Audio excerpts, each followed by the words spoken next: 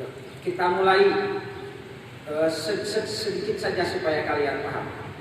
Itu yang pertama ada yang namanya lughah Arabiyah, ada bahasa Arab. Bahasa Arab itu ada 3 unsur. Ada 3 unsur. Ada berapa unsur? Yang keras? Ya. Yang pertama adalah as-saut. Unsur bahasa itu adalah yang pertama as-saut. As-saut itu adalah bunyi. As-saut adalah bunyi. Yang kedua unsur bahasa itu adalah ad-dilalah. Ad-dilalah atau makna dalam bahasa sederhananya.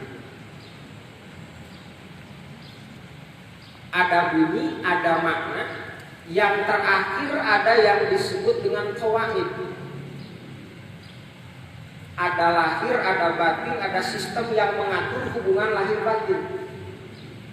Jadi begini, ada lafaz, ada makna, di tengah-tengahnya ada qaidah. Qaidah itu adalah yang membuat lafaz itu bermakna atau si makna terwujud dalam lafaz, itu qaidah.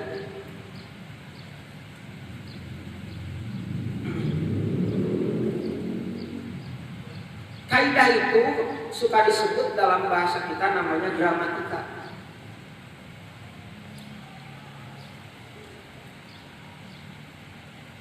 Qawaid itu suka disebut gramatika. Ahli qawaid suka disebut qawaidi, atau kalau dalam bahasa kita namanya gramarian. Kalau ahli dalam kaidah. Sekali lagi, kaidah itu atau gramatika itu berfungsi sebagai penghubung antara lafaz dan makna. Si lafaz akan bermakna dengan kaidah dan si makna akan terwujud di dalam melalui kaidah. Kaidah itu, qawaid itu terbagi-bagi. Yang pertama adalah qawaidul binyah. Qawaidul binyah. Qawaidul binyah itu adalah aturan-aturan tentang bentuk kata. Secara sederhananya begitu. Aturan-aturan tentang bentuk kata. Suka disebut dengan morfologi.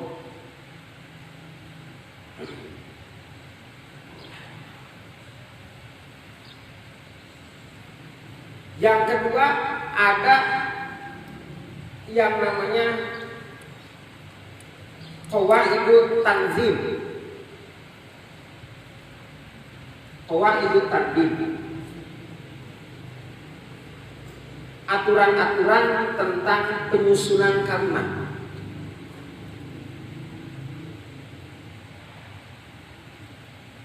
Itu suka disebut dengan ilmu nahwu. Kalau yang tadi qawaidul binyah suka disebut dengan ilmu shoroh.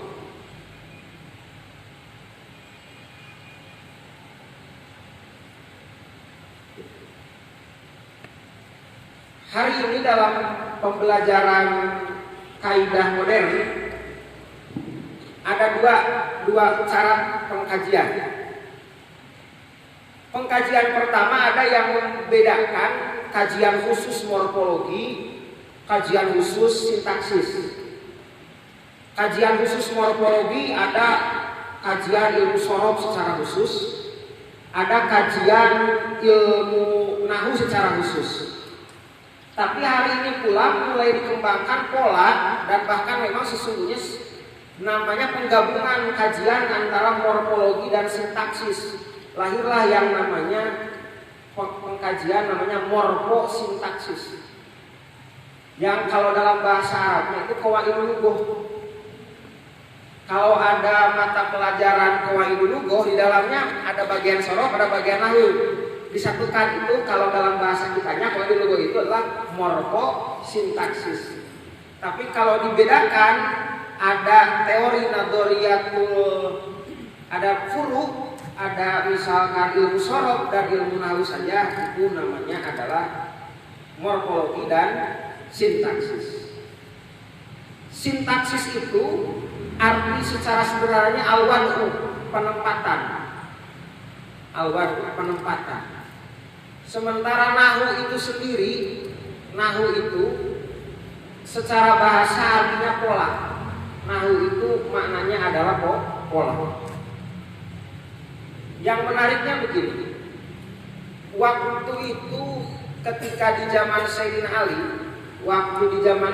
Ali, itu beliau ada di daerah Basra. Di daerah Basra itu beliau itu tinggal.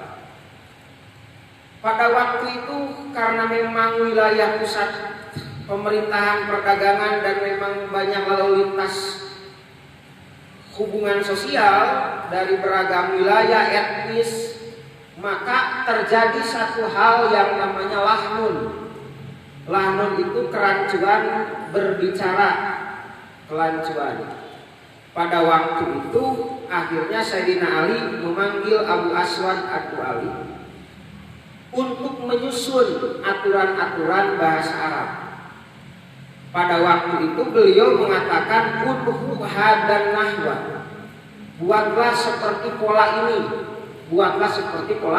ini, maka lahirlah istilah ilmu nahwi. Ilmu nahwi itu ilmu tentang pola bahasa.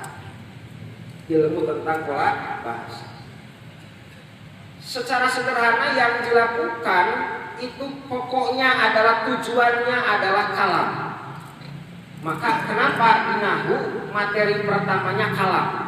Li'annal kalama gordun, karena kalam itu adalah tujuan, yaitu kalimat. Karena tadi kan kowa itu tandim, maksudnya kowa itu tandimil kalam.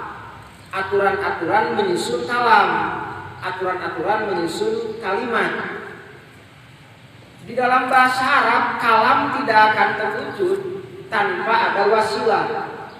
Jadi kalau misalkan kalam adalah goyah tujuan, maka ada wasilahnya, lahirlah namanya konsep i'rab.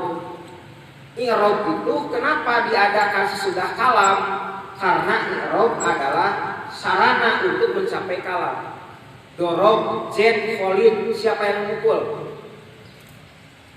Siapa yang dipukul? Kalau sekarang doroba Jaidun Khalidan, silakan baca. Doroba Jaidun Khalidan. Siapa dorib? Siapa madrub? Nah, kalian tahu kan karena ada baris. Nah, itulah i'rab. I'rab itu sendiri begini. Itu pertama kajiannya itu pada awalnya Abu Aswad Ad-Du'ali beserta penerus berikutnya itu melihat pada kondisi bibir sebenarnya. Pada kondisi bibir. Ini harus diketahui. Yang pertama coba lihat. Dalam konsep sakal itu pada awalnya maknanya adalah bentuk bibir. Bentuk bibir itu ada dua. Pertama ada harokat, yang kedua ada sukun. Harokat itu maksudnya bergeraknya bibir ketika mengucapkan sesuatu. Coba sekarang Pak beri harokat doma bersama-sama yang keras. Fu, bergerak bibir, bergerak. Nah itu harokat namanya. Coba sekarang Pak sukun itu tidak bergerak sama sekali. Coba Pak sukunkan.